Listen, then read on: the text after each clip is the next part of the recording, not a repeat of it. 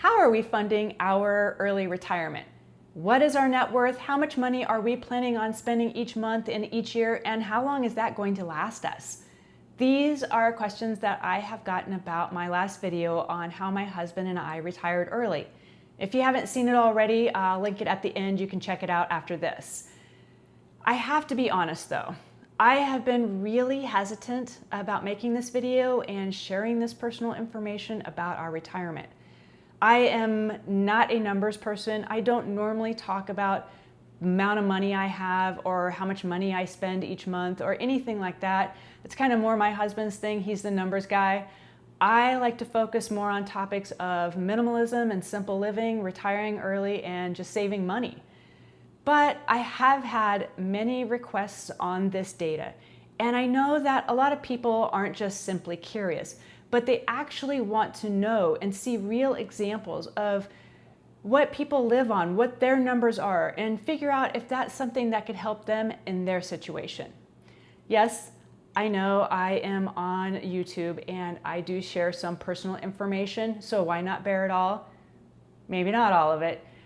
So today I am going to give you a transparent step-by-step look at how we are going to fund our earlier retirement without revealing absolutely everything. And hopefully it helps you see what's possible with planning and discipline and intentional living. To start off with, my husband and I knew that we did not want to work until our full retirement age of 67. And honestly, it's hard to even imagine right now doing that as we are about ready to leave our jobs in a couple of months. We are so close to that freedom. Now that goal or that decision that we made has been a huge motivation for us. And now the sense of accomplishment is incredible. We have worked hard on this. We have given our lives to this starting when we were in our early 30s, and now it is here. Okay, so let's get into those numbers that people have been asking about. Right now, our total monthly living expenses is roughly $1,900. We essentially live less than $2,000 a month, and a lot of people think that is very, very low. That covers our housing, our food, insurance, and our basics. We don't have house payments, we don't have car payments, we don't have any consumer debt, so our cost of living is really, really low. People might think that we are scraping by, but we are not. Quite the opposite. We do live intentionally, not frugally. We do spend money on things that we love. A few people have mentioned my tattoos in some of my previous videos. That is something that is important to me. We have the money to spend on that. We also love cycling, and we do spend money on that too. So we are not super frugal. We just have a very low cost of living. We also don't have any pensions or any other type of monthly revenue streams coming in at this time. I don't make any money on YouTube. I do this for fun. I'm fairly new at it, so I don't get anything from doing this. But our retirement is fully self-funded. We have done it all ourselves. We rely on what we have saved and what we have invested. And that's also why keeping our expenses low and letting investments compound has been so crucial for us. For our day-to-day expenses, we use our brokerage account, not a retirement account, which totals about $380,000, and around $137,000 of that is in a high yield account. It earns just under 4%. And that gives us stability, covers several years of living costs if needed. We figured that we are going to roughly spend $50,000 to $70,000 a year. That is based on the fact that we do invest or save 60% of our current income and living off from less than 40%. So this is how we came to that number, is just kind of basing it off what we currently spend each year. And of course, it's going to increase because we won't have health insurance anymore. That is also something that we have to pay for on our own. And the rest of our money stays in the stock market, continuing to grow. And because our spending is low, we only need a small portion each month, which means that we're letting most of our investments in that brokerage account compound over the next 5 years. Beyond our short-term cash, our long-term investments are designed to grow over decades. We're not planning on using a lot of that money right away. So some years are modest and some years are strong. That's just the nature of investing and being in the stock market. And we're not withdrawing heavily out of these accounts. Instead, our money is going to work for us as we let it grow. And yes, the market could drop. We've lived through this before. My husband does have a solid investing rule book that he works by. It has worked for us consistently, and I do trust him with our financial plans. This next section is my husband's favorite. He is the investment geek. He loves researching and just reading, listening to videos, everything about investing. He's been doing this for over 20 years, so I feel like he pretty much knows exactly what he's talking about. I am not into investing. I don't understand it, and I leave that to him. I am the one who saves the money. I give him the money, and he invests it for us. This is how we are able to reach early retirement. It wasn't just about saving money, but it is also about investing and how we do it.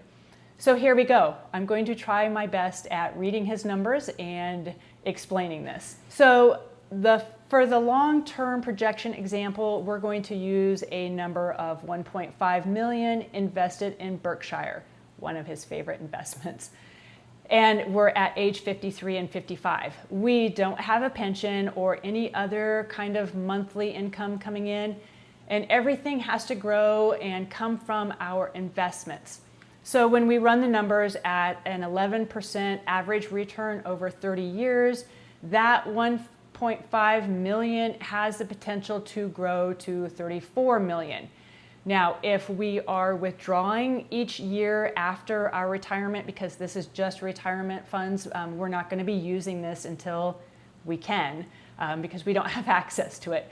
But if we start withdrawing $50,000 a year after retirement age, in 30 years, we could still have potentially 24 million, because that is what happens when the investments grow. So if we were to also take a much more conservative scenario, because we never know, what the market is actually going to look like. It goes up and down a lot. You just have to play with the extra numbers. So if we took that same 1.5 million in Berk with a 5%, again, no pension, no monthly income coming in, run that at 5% growth, that should get us to around 3 million after we remove 50,000 a year. I believe that's what he said. Anyway, it's a large number. We're going to be fine. We have been working on this for a long time, like I mentioned, and every week we run the numbers just to check and see, and we have been doing this for years so that we are able to figure out what our retirement age would be.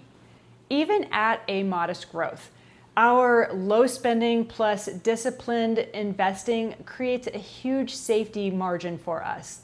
This shows that planning and patience is more powerful than short-term gains.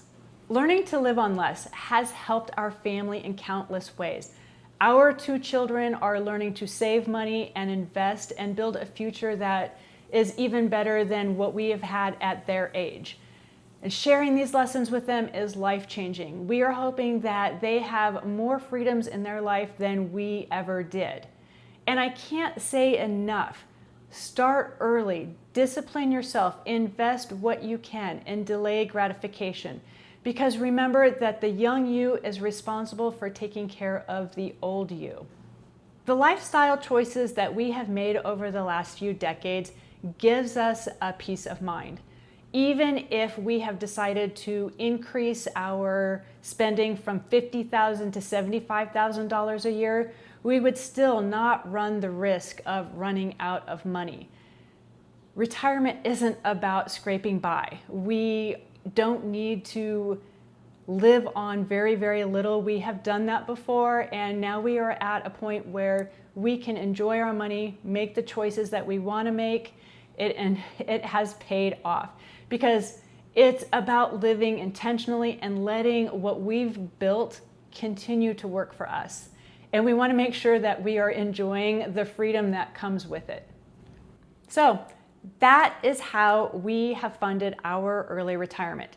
It's a mix of savings and smartly structured brokerage accounts, low living expenses, long-term investments, and our intentional choices that have become habits for us. Now, if you have any more questions, leave a comment. I will be as transparent as I feel like I can be. And don't forget to like and subscribe. It does really help my channel. And I'll see you in the next one. Thanks. Why not just bear it all? Well, maybe not all of it. So today I wanted to give you, I have a cat. Hi, excuse me.